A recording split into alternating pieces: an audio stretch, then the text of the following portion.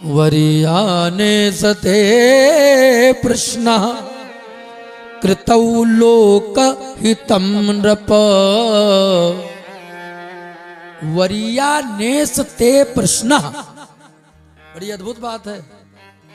सुखदेव महाराज कहते हैं परीक्षित, आपका जो ये प्रश्न है ये लोकहितम नृप, नृप माने राजन, लोकहितम जन कल्याण, लोकहित के लिए आपका जो ये प्रश्न है ये केवल एक के लिए नहीं, ये जन कल्याण के लिए है। इसलिए राजन कथा शुरू करने हम जा रहे हैं, लेकिन तुम्हें क्या करना होगा। हालांकि सबको मालूम है क्या करना है, फिर भी बात है तो थोड़ी तो बतानी पड़ेगी। सुखदेव जी कहते परीक्षित, सबसे पहले यजमान को चाहिए पंडाल में बैठे कि मन को कंट्रोल करे। मन पहले देखो, कथा शुरू करने से पहले कीर्तन होता है, बताया था ना हमने, बताया था। ये कीर्तन क्यों किया जाता है? कीर्तन लिख दिया, अब इस शब्द को उल्टा कर दो, कीर्तन और उल्टा कर दो तो बन गया नर्तकी। और नर्तकी बोलते हैं माया को, माया। और ऐसा कौन है जो माया ग्रसित नहीं है? हम नहीं है क्या? हम तो पक्के सब माया ग्रसित संसार। लेकिन हाँ, एक बात पक्की है, कथा से पहले कीर्तन करते रहोगे तो माया मुक्त बनते रहोगे, और उतनी देर में भक्ति मैया प्रवेश हो जाएंगी और कथा में आनंद बढ़ता रहेगा। ठीक है ना? इसलिए बार बार जरूरी है कीर्तन। और हमारी देख लो, हम कीर्तन अगर कम करवाते हैं तो कुछ नहीं तो भगवान का नाम ही लिवा देते हैं, कहीं राधे राधे, कहीं जय सिया राम। तो भैया सुखदेव स्वामी कहते हैं परीक्षित, सबसे पहले मन को कंट्रोल करो, क्योंकि कथा में बैठोगे तो पहले ये मन ही गड़बड़ करेगा। मेरे भाइयों, सबसे पहले ये मन गड़बड़ करेगा। कल बताया था, कहीं रीढ़ की हड्डी दर्द होगी और कहीं सिर दर्द होगा और कहीं कोई रिश्तेदार आ जाएंगे। तो मन के हारे हार है, मन के जीते जीत। संकल्प करो, हम वो मानव हैं, सृष्टि के जितने भी हैं सब मानव के अधीन हैं।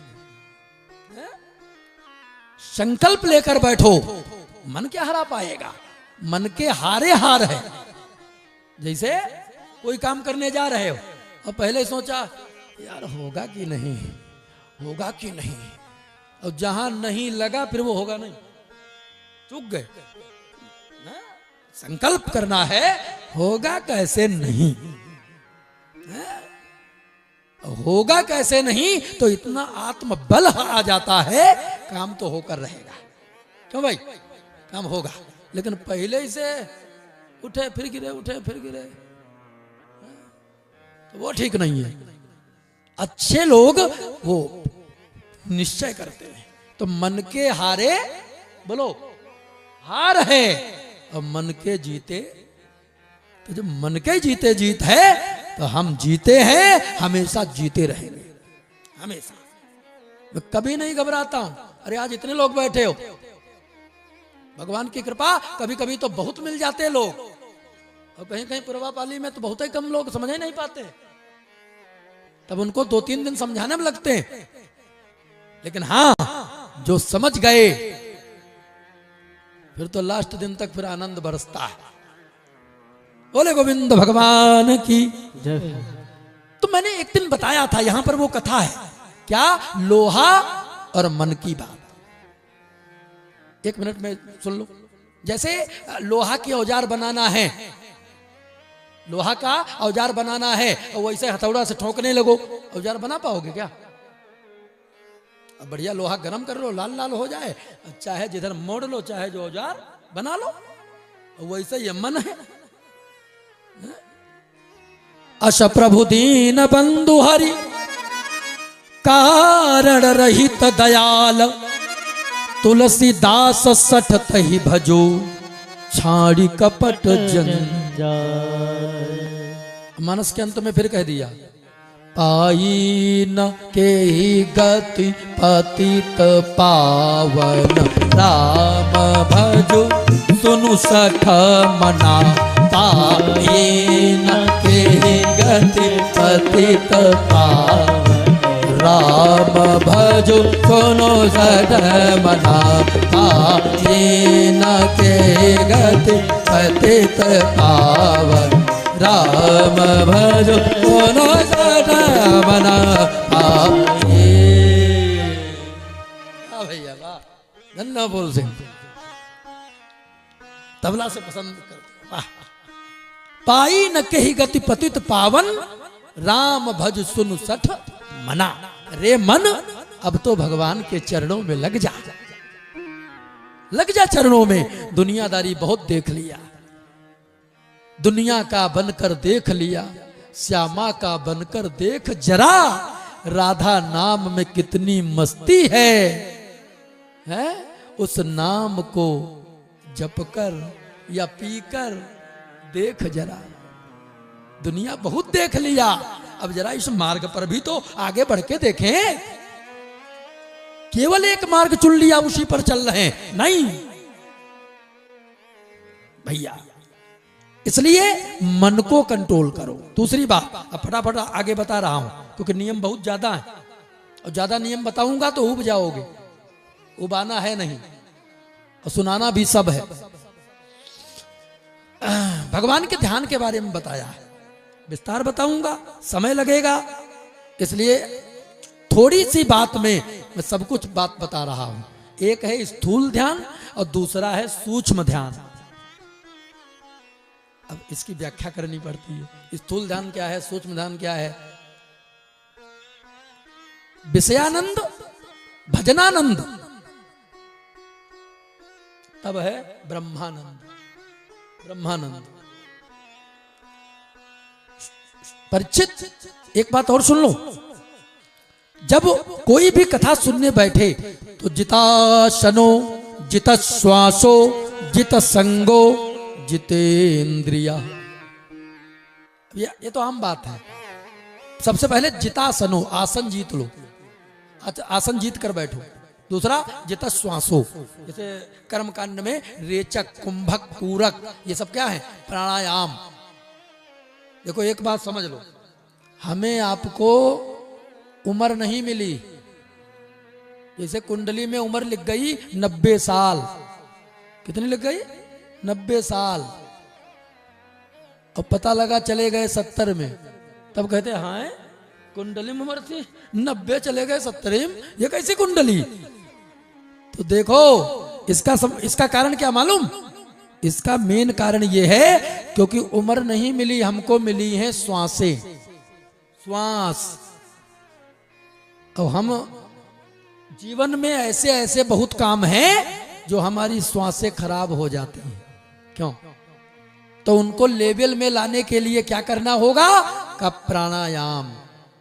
प्राणायाम कहते भी हैं। एक भाव हमें याद आ गया, अनमोल तेरा जीवन यूं ही गवा रहा है। ओ आ ओ अनमोल तेरा जीवन यूं ही गवा रहा है।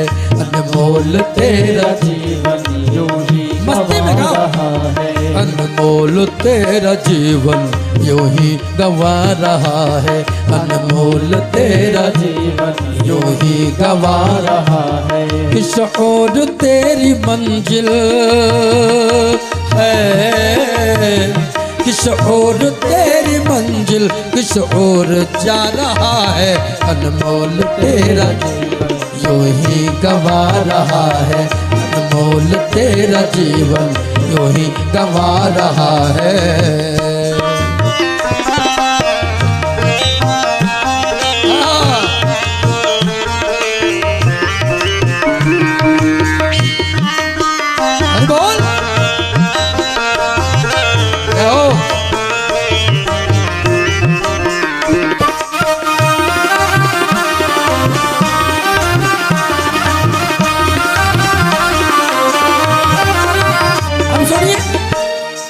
सपनों की नींद में ही कहीं रात ढल न जाए, पल भर का क्या ठिकाना, पल भर का क्या भरोसा, कहीं जान निकल न जाए। क्यों? गिनती की है ये सांसें, गिनती की है ये सांसें, यूं ही लुटा रहा है। गिनती की है ये सांसें, यूं ही लुटा रहा है। किस ओर तेरी मंजिल है, किस ओर तेरी मंजिल, किस ओर जा रहा है। अनमोल तेरा जीवन यूं ही गवा रहा है, अनमोल तेरा जीवन यूं ही गवा रहा है। ला हरि बोल, आवाज बदल ले, हरि बोल।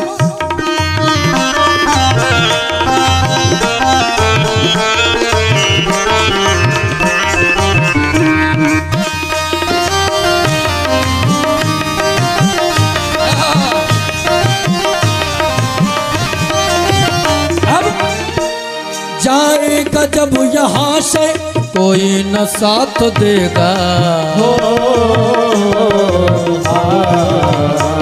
इस हाथ जो दिया है उस हाथ जाके लेगा।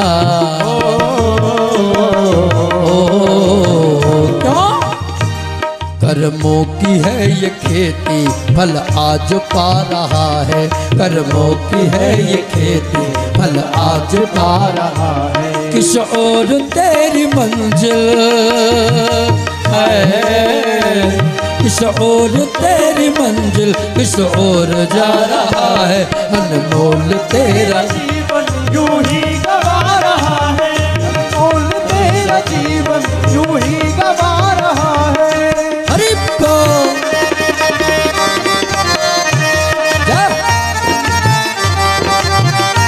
राधा माधव सरकार की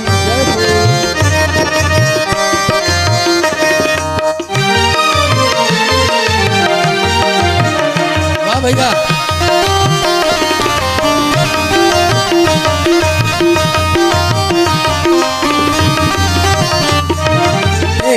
ममता के बंधनों ने क्यों आज तुमको घेरा, सुख में सभी है साथी, दुख में नहीं है तेरा।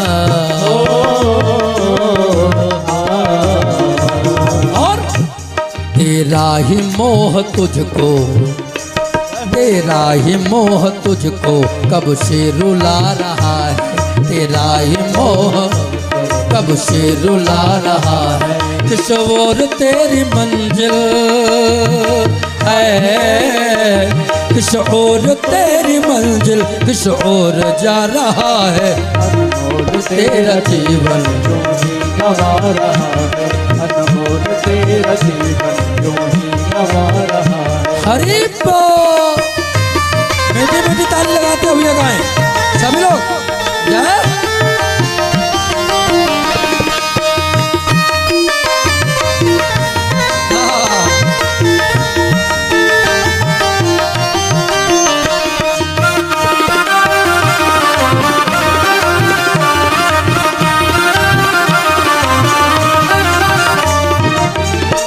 भाव बड़ा प्यारा। जब तक है भेद मन में भगवान से जुदा है, खोलो जो दिल का दर्पण इस घर में वो खुदा है। सुख रूप हो के तू भी दुख आज पा रहा है, सुख रूप हो के तू भी दुख आज पा रहा है। किस ओर तेरी मंजिल है, किस ओर तेरी मंजिल, किस ओर जा रहा है। अनमोल तेरा जीवन यूं ही गवा रहा है, अनमोल तेरा जीवन यूं ही गवा रहा है, अनमोल तेरा जीवन यूं ही गवा रहा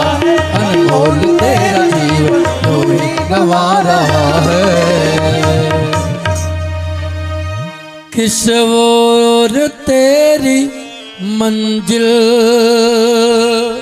है, और किस ओर जा रहा है, अनमोल तेरा जीवन यूं ही गवा रहा है। बोले श्रीमद् भागवत महापुराण की जय हो।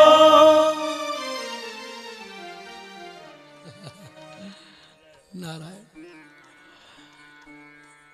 इधर बता रहा था आसन ना, जितासनो कम करो, जित श्वासो जित संगो जितेंद्रिया। अब कहते हैं एक बात और बता दूं बहुत अच्छी, ये जो मृतलोक है जहां हम लोग रहते हैं, धरती, भगवान का जो विराट स्वरूप है उसमें मृत्युलोक ये भगवान की कमर है, बीच भाग लिखा है। 7 लोक हैं नीचे और 7 लोक हैं ऊपर। ऊपर वाले लोग कौन है पहले वो गिन ले। भूलोक, भुवलोक, स्वहलोक, महलोक, जनलोक, तपलोक, सत्यलोक। सत्यलोक क्या है? भगवान का सिर, सत्यलोक है। 7 लोक नीचे हैं, अतल, बितल, सुतल, तलातल, रसातल, महातल, पाताल। और जो पाताल है ना ये भगवान के तलवे हैं।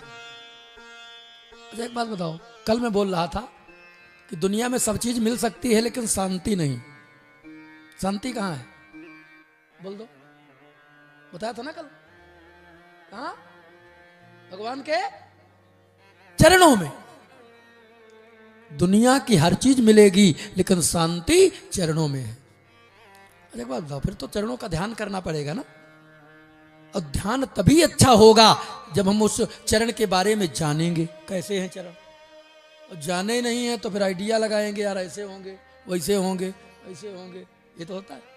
जैसे कभी वृंदावन गए तो कोई वृंदावन की कथा सुनाए तुरंत हमारा मन पहुंच जाता, हाँ निधिवन ऐसा है, हाँ बिहारी जी ऐसे हैं। क्यों? और नहीं गए तब आइडिया लगाते, हाँ निधिवन होगा, हाँ मंदिर होगा, ऐसा होगा। सही बात।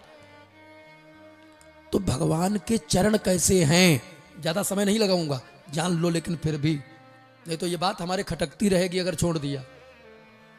हम अपने भी सुख के लिए कथा करता हूं, सही बात बोल रहा हूं, हमको भी आनंद मिले, मैं बताया करता हूं बाद में।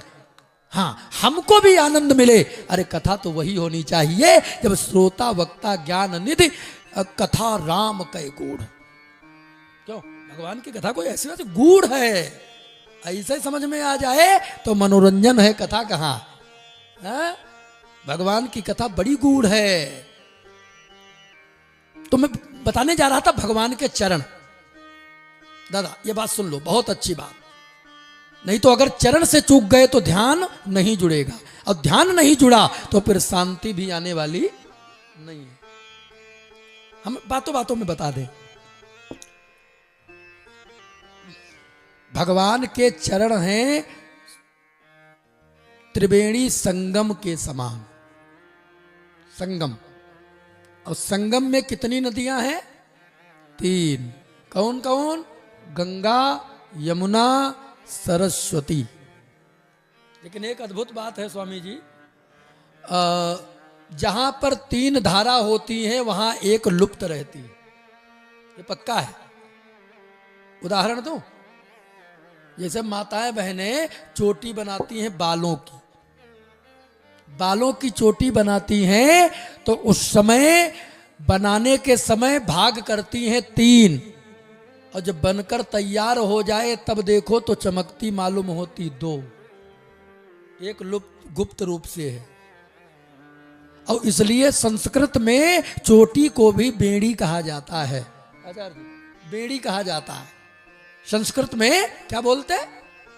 बेड़ी। और वो क्या है? त्रिवेणी।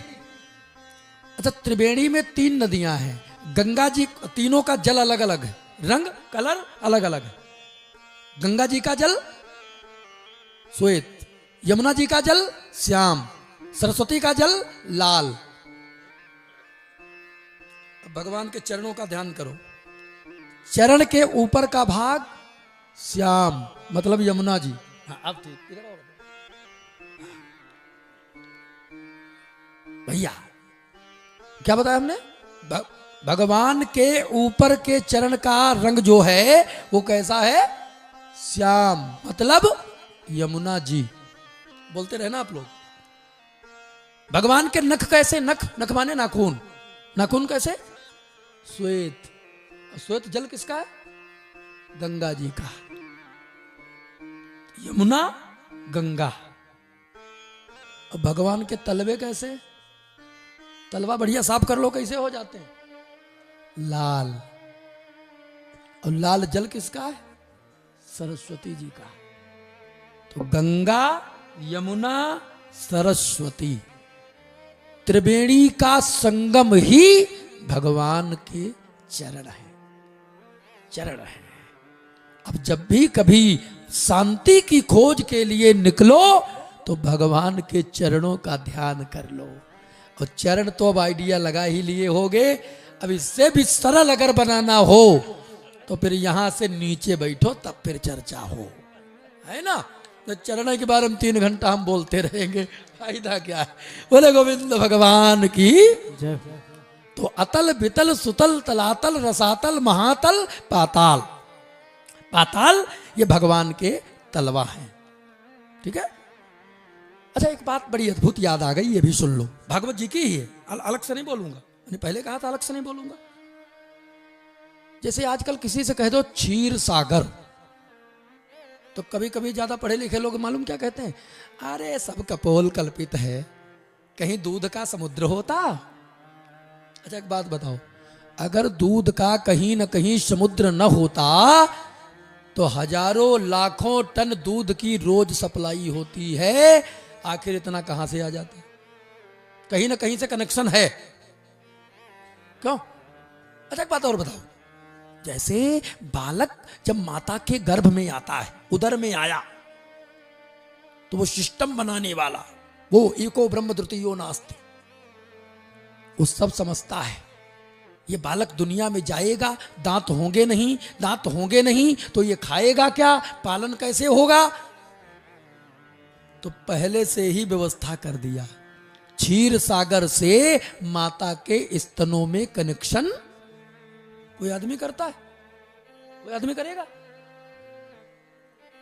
अब उन मूर्खों से पूछो जो भगवान को कहते हैं मानते ही नहीं। और क्या अद्भुत बात, वो सिस्टम, वो कनेक्शन तभी तक रहा जब तक उसके दांत नहीं हुए। दांत हुए, रोटी खाना शुरू किया, समझ गए अब जरूरत नहीं है, तो क्षीर सागर से जो कनेक्शन किया था वो कनेक्शन फिर काट दिया। ये जो करे वो भगवान है। भग मीन्स दुनिया, वान मीन्स चलाने वाला। देवता तो हम ही लोग हो सकते हैं, लेकिन भगवान नहीं। जैसे रथवान, रथ को चलाने वाला, वैसे भगवान दुनिया चलाने वाला। और क्या, भगवान कोई और है? एक एक पॉइंट समझिए। जैसे कभी कभी लोग कहते हैं महाराज हलवा खाने का मन होता है, तो आजकल तो विज्ञान बड़ी आगे है, गाजर का हलवा, रवा का हलवा, न मालूम काहे काहे के हलवा। लेकिन के पहले भी जो ऋषि मुनि जंगलों में रहते थे, इनका भी मन होता होगा हलवा खाएं। अच्छा बोलो, होता होगा कि नहीं? तो प्रकृति ने हलवा भी एक बनाया है। आज ये जान लो, सुनो, आज ये जान लो कि प्रकृति ने हलवा क्या बनाया है। वैसे तो हम लोग नाना प्रकार के हलवा जानते हैं, लेकिन प्रकृति का बनाया एक हलवा है, और उस हलवा का नाम मालूम क्या है? उस हलवा का नाम है केला। क्या पैकिंग करके भेजा है, जितना ही घुलेगा उतना ही मीठा है। ये क्या है? ये प्रकृति का बनाया हलवा है, हलवा। बोले गोविंद भगवान की जय हो। अब एक बात और रह गई है, फटाफट ये भी पूरी कर दूं, फिर आगे देखता हूं, अगर कोई सीरियल कथा आ गई तो ठीक है, नहीं तो कल तो होगी। अब छोड़ू ना, बहुत बढ़िया चीज है, सुनिए। समाज में वैसे श्री कथा भागवत पुराण सबको अच्छी लगती है, लेकिन कुछ परसेंट ऐसे लोग हैं जहां कथा शुरू भई, बात तेंदुआ की नहीं कर रहे हैं, ये समाज की बात कर रहा हूं, जहां कथा शुरू हुई बस उनके सिर में दर्द शुरू। हाय पंडित आ गए, अब तो घर में हारन इतनी सुनाई देंगे, फोन भी नहीं कर पाएंगे, नींद भी नहीं पूरी होगी। ले ऐसे भी लोग, अरे ऐसे ऐसे लोग हमको मिले हैं, अगर उनके दुमंजिला पे हारन रख दो, बाद में देखोगे तो तार कटे मिलेंगे, बजने ही नहीं देंगे। सोना मुश्किल की है पंडित, ले बताओ सोना मुश्किल की है? अरे हाँ पुलिस, और क्या पुलिस भी बुला लेते। तो 4 प्रकार के लोगों की चर्चा भागवत जी में सुखदेव जी ने किया है। वो 4 प्रकार के लोग कौन हैं, ये अंतिम बात सुन लो, फिर मैं आगे बात बढ़ाऊं। पहला उदाहरण दिया है ग्राम सिंह। आप लोग ग्राम सिंह समझते हो? कोई लोग बोल दो, ग्राम सिंह समझते हो? ग्राम सिंह किसे कहते? नहीं, इसलिए संस्कृत सुनना जरूरी है, इसीलिए संस्कृत जरूरी, नहीं तो कोई भी गाली देके चला जाएगा और हम जान ही नहीं पाएंगे। आजकल किसी को कह दो ग्राम सिंह, दादा खुश हो जाएगा, हाँ गांव का सिंह, गांव का शेर, और ये मालूम ही नहीं संस्कृत में ये गाली होती है। संस्कृत में अगर तुमको कोई ग्राम सिंह कहे तो समझ जाना हमको ये कुत्ता बोल रहा है। कुत्ता, ग्राम सिंह माने कुत्ता। जैसे दूसरे मोहल्ले का कुत्ता तुम्हारे मोहल्ले में आ जाए तो मोहल्ले के जितने कुत्ते फिर देखो कैसे सेवा करते हैं। अब एक अकेला बेचारा पड़ गया, ये तो कहो कि बचने का ट्रिक उसको मालूम है, पता नहीं कैसे पूंछ दाब के मुंह बना देता है। कभी देखा लड़ते? अब अगर ये सब ट्रिक न मालूम होती तो कुत्ता एक दूसरे को रहने ही नहीं देते, और रहने देते तो फिर कुत्ता ही का है के है? तो इनको क्या बोलते? ग्राम सिंघान। लिखा है कहां पर? जब हिरण्याक्ष ने भगवान का पीछा किया है, भगवान जब पृथ्वी लेकर भागे, हिरण्याक्ष ने जब पीछा किया तब की बात है, तब वहां पर लिखा है, बड़ा दिव्य श्लोक है, बोले गोविंद भगवान की जय। तो कहते देखो परीक्षित, वैसे तो कथा भागवत सबको प्रिय है, लेकिन समाज में कुछ ऐसे लोग हैं जो कथा में आकर भी पता लगा कि पंडित जी कथा कह रहे हैं और उनकी बात बिगड़ गई, झगड़ा शुरू। ले, और झगड़ा ज्यादा कौन करते?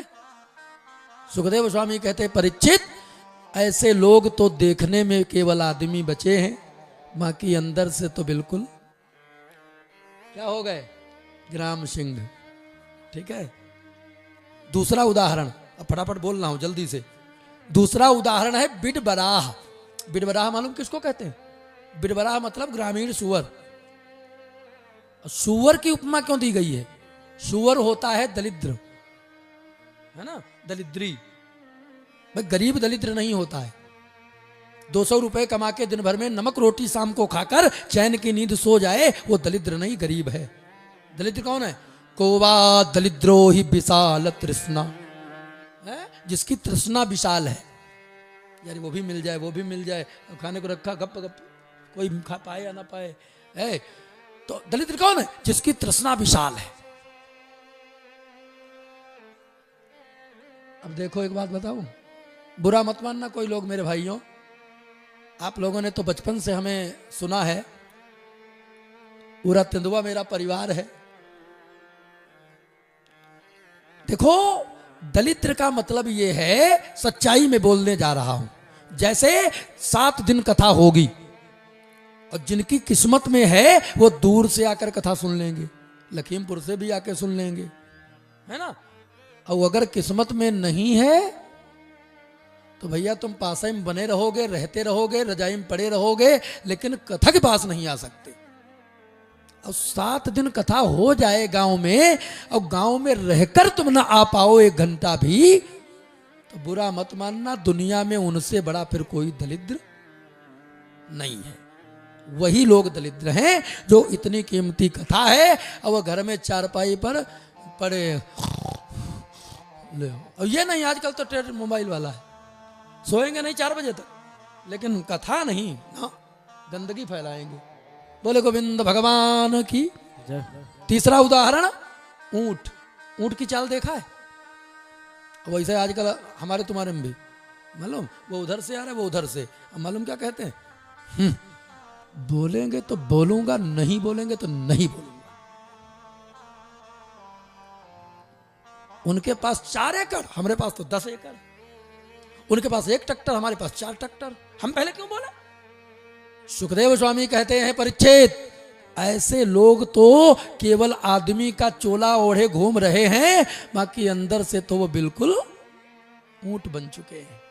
ये तो अकड़े रहना ही जानते हैं, नम्रता है ही नहीं। भैया एक बात सुन लो, जैसे 60 सुधरई सत्संगत पाई। बहुत ऐसे हैं कि मतलब साथ बिगड़ गया, थोड़ा जीवन बिगड़ा, लेकिन फिर सत्संग मिल गया, फिर सुधर गए। तो ये तो हो गए 60 सुधर सकता है। लेकिन बहुत ऐसे हैं जिनके खून में बदतमीजी, डीएनए में बदतमीजी, फिर हाँ वो फिर मूर्ख हृदय न चेत। तो मूर्ख व्यक्ति हो और उसकी कोचिंग लगवा दो ब्रह्मा जी के पास। ब्रह्मा जी रोज पढ़ाने आए, लेकिन अगर वो संभल जाए तो मूर्ख ही कहेगा। बोले गोविंद भगवान की। और चौथा वो आखिरी उदाहरण दिया है गधा का। गधा क्या कहता है? भैया जब तक हम सेवा वाले रहे, मालिक ने बड़ी सेवा किया, हाँ, और जब बुढ़ापा आया तो वही मालिक जो सेवा करता था 2 डंडे मार के हमको भगा दिया। बताओ, तो वही दशा है हमारी आपकी। जब तक ताकत रही, भैया के लिए ये बना दें, वो बना दें, वो हवेली, वो खेत, वो इंडस्ट्रीज, लेकिन जब बना के सब कुछ तैयार कर दिया, तब रहने पीढ़ी आ गई दूसरी। फिर तो पिताजी को सुनाई भी नहीं पड़ता है, पड़े पड़े खटिया पे वो खखारा करते हैं, खांसा करते हैं।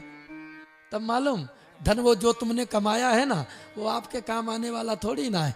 फिर आप पूछोगे क्या हुआ भैया, तो भैया भी कहते चुप बैठो, सुनाई पड़ता नहीं, घंटा भर बता रहे हैं क्या बता।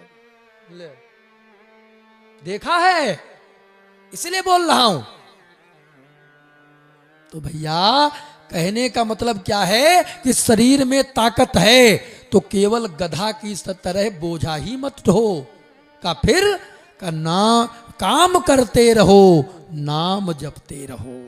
वक्त जीवन का यूं ही गुजर जाएगा, गर लगन सच्ची भगवन से लग जाएगी, तेरे जीवन का नक्शा बदल जाएगा, बदल जाएगा। दोनों काम करो।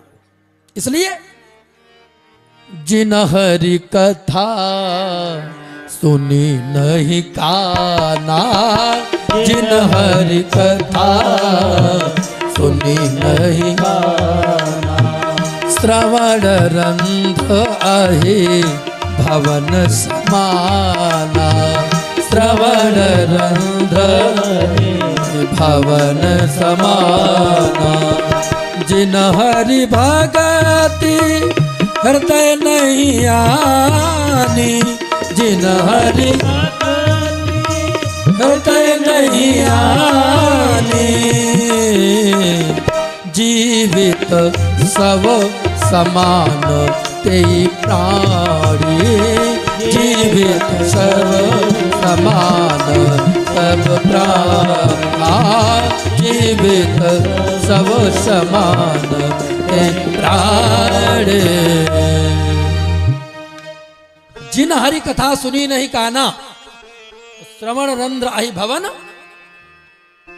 के भगवान ने कान दिया है और फिर भी कथा नहीं गई है, तब तो सर्प की बिल के समान है? और जिन हरि भगत हृदय नहीं आनी, जिन आदमी होकर और हृदय में भगवान की भक्ति नहीं है, तो मालूम जीवित 100 समान तेई प्राणी। पवनेश जी कहते गलत हो सकता था, मानस जी वो तो पृथ्वी पर देखने के लिए जिंदा है, बाकी किसी मुर्दा से कम, अरे बोझ बने बैठे धरती पर, और क्या है। फिर जो नहीं करई राम गुण गाना तो जीह सुदादुर जीह समान। है भैया, जीव होकर भी और भगवान का नाम नहीं लिया तो उनसे अच्छे फिर वो मेढके। जहां आषाढ़ में पहली बारिश हुई, पास में तालाब होगा तो सो नहीं पाओगे।